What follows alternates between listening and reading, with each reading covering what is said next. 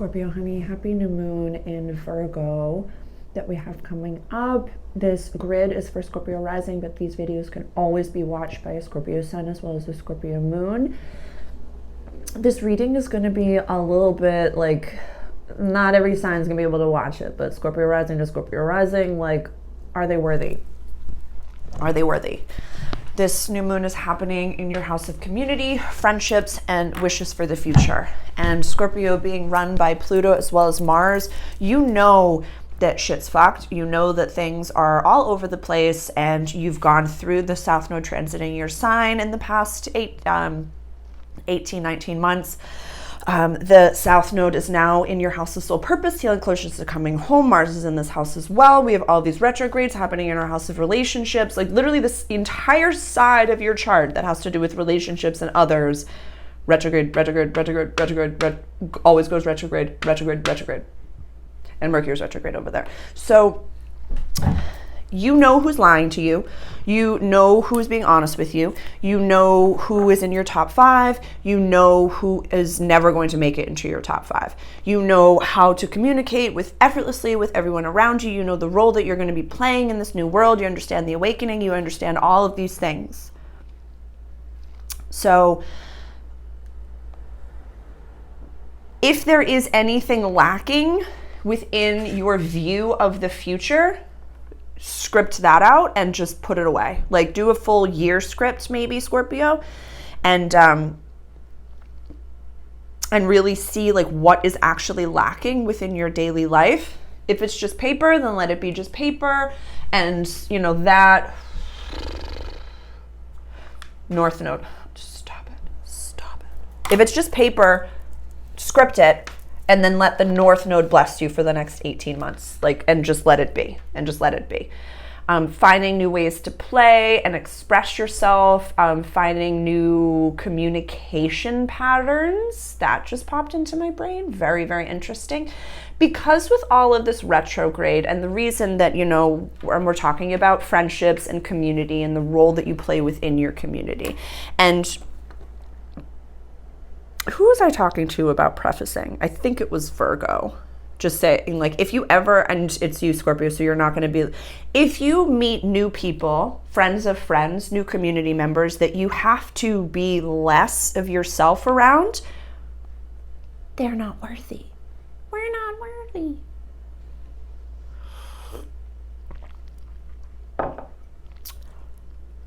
And I want for anyone who is not in a Scorpio placement who is watching this, if you happen to have stumbled across this video and you've never met me before, hi, my name is Sarah. I am a healer and a consciousness from a different time and space that has come down to play human during the time of the awakening and the ascension, and to help you make sense of all this woo-woo and spirituality. I utilize the astrology because it's literally just math, history, and patterns, and it's a way to say, like, when this planet is in this sign and in this house, this has happened. We have the lens of the, what's it called? Schumann resonance, awakening, all the different lenses that we have going over it now. And then like the planet itself is like receiving more galactic light and all these different things. So like we're awakening and ascending. So yes, we can use astrology to look back, but we have to like learn and process our traumas and then like do things moving forward. So that's just my whole disclaimer. You already know all of that, Scorpio. Are they worthy? Every single being, every human on this planet, if you are on this planet, are worthy of food and water and a safe roof over your head, infinite time and infinite money, a bougie fucking life, friends, community, everything. Every single person on this planet, if you are living on this planet right now, you are deserving millions and millions and millions of dollars, time freedom, financial freedom, health freedom, like whatever you want. But we have to remember,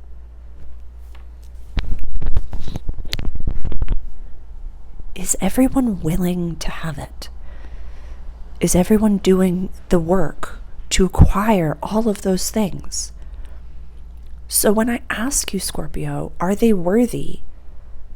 Are they worthy to be under your magical umbrella, your magical community? because they'll find their flock. They'll find their team. They'll find their people. Retrograde. So if they're not 10 out of 10 for you, then you're not 10 out of 10 for them.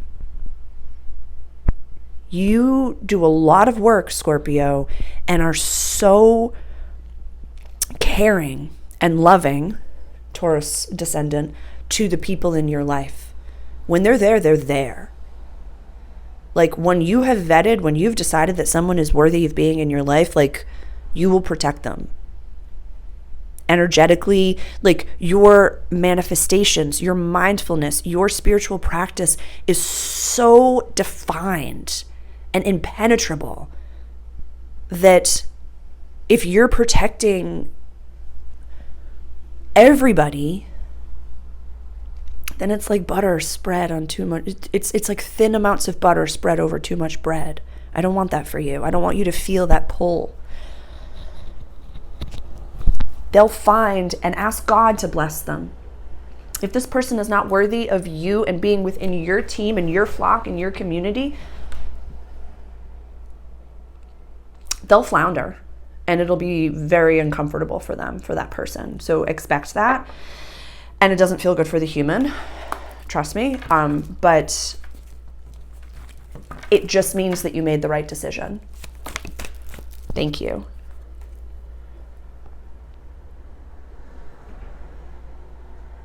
That's you. That's you right now. That's your precious fucking umbrella that you put over the shit that's being sent down onto the planet right now. Don't be misled by some sweet talker. You fucking know better. Don't be childish. This is important. He gives because he can effortlessly give. He holds the balance scales. They take because they take what they need. It is a balance. Give what you have an abundance of and receive what you need gladly and openly with gratitude. Because if you're given to someone that is not worthy, everything is energy. Why would you amalgamize yourself with someone who is less than? They are not less than egoically. They have a full expression of community in a different community. Do you see what I'm saying? This person is not less than, not worse than you. It's just that by keeping them close to you, you're keeping that imbalance. Let them go so they can find their equal pairing. You know what I mean? And look at why you're keeping someone around.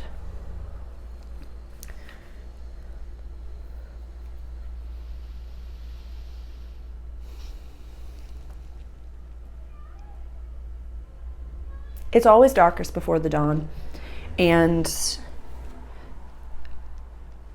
not losing your femininity or masculinity is necessary during this awakening time and process. So if this is about, this is about relationships, this is about people, it's about partners, it's about, I'm not going to beat around the bush. There's a roaring silence in singledom when you're in between partners. Pardon me, conscious of my words and my spells.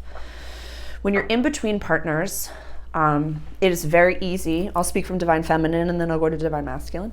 Actually, let's do Divine Masculine first. If you're asking them out and everybody's saying no and asking them out and everyone, and it's no after no after no, and you're out there and you're looking and you're doing all of the work and you're doing all of the things, and then someone's like 8 out of 10. You're like, damn, it'd be nice.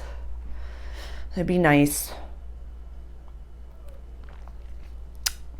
That's still 8 out of 10. It's darkest before the dawn, meaning that 8 out of 10 is going to come right before the 10 out of 10. Your trauma bond will come immediately before the actual soul purpose. The challenge, the accepting the physical challenge, comes before the fully, actually, my God, I literally almost blended Double Dare and Global Guts. I'm so sorry. I'm so sorry. I literally was just going from physical challenge to the aggro crag, and I just can't. I'm embarrassed.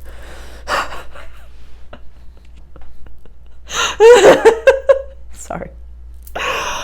Oh, I love this life so much. So, South Node in Libra, it's rebrand loneliness. Rebrand singleton to I'm in between partners. I'm actively looking for divine masculine or waiting for divine feminine, my partner. Divine feminine. In the in-between time, do not lose your softness. Do not lose your femininity. I don't want you boss bitching up at all. You're going to date your paper. You're going to find a job, a community, whatever it may be, that you only have to work a little bit so that your paper is your divine masculine, gives you the freedom to sink into a calm nervous system, a relaxed divine feminine lifestyle. So you're not bitter when you're out in the world at the cafe and fucking, did I get everything done? Did I get everything done? Did I get everything done? You're like, I've done some scripting and I know that when Jupiter goes direct, there's someone that's going to come into my life. Uranus has been in my house of relationships, and, in one of my reference books that speaks to, beings that have been single for a very long time, that have been waiting for their proper partner. That's, things coming in quick, things coming in at the bitter end. See, Uranus transit's like a lightning bolt transit, but I find when Jupiter goes back direct, it's like, maybe you've gone on some dates and you've really just been like a little bit disheartened with just like, no, I'm very spiritual. No, I don't drink alcohol. And no, I'm kind of awesome. I don't have to, if I'm having to convince you, then I'm just going to get up. Yeah. Is that it? Yeah. Yeah, do not amalgamize yourself with 8 out of 10s, honey. The full moon will be coming up in your house of everyday life and practical service, and that will be like releasing repetitive patterns. What are they saying? Releasing unconscious or even subconscious repetitive, like they're showing me like the internals of a clock, that there's like a glitch that has been a glitch for a while, and finally it'll just like get removed and released. They're saying with the right people in the right places, Scorpio, everything will happen in the right way.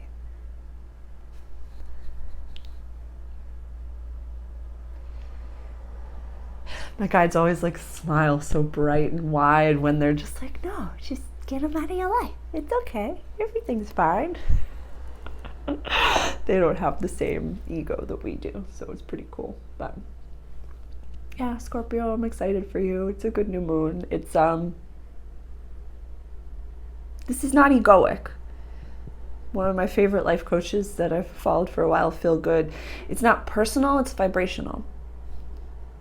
It is what it is. It is what it is. I love you.